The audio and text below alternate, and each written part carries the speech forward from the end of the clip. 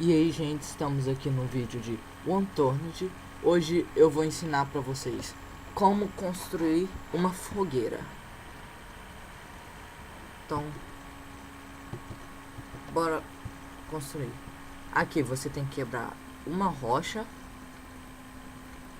Quebrar primeiro. Ó, quebrou. Ó, se você pegar uns dois desses daqui, tá bom. Aí você pega rocha e transforma em stone.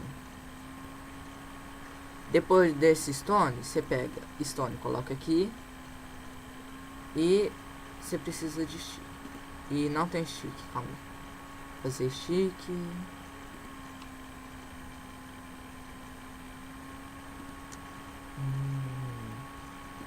O stick você pega na árvore. Só que já que eu consegui esse serrote, eu posso fazer sem preocupações. Aí você, 8, eu tenho 8 e 9.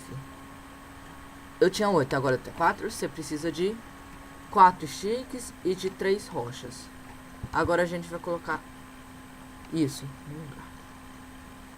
Ó. Pronto, sua tocha tá pronta. Aí com F, você acende ela. Aí na hora que você ir na craft, você clica aqui. Aí você pode pegar e construir coisas. Ó, tipo isso. Acabei de ensinar vocês como fazer scrap metal.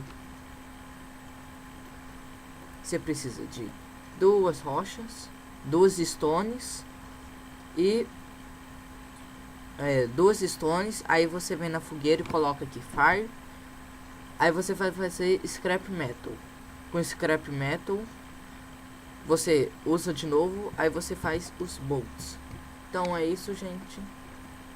Com um vídeo de um Wanted. Eu acabei de ensinar vocês como fazer fogueira. Se vocês têm alguma dúvida ou vocês querem falar algum vídeo que eu posso fazer, vocês me falam aí. Falou, tchau. Tchau, tchau, tchau.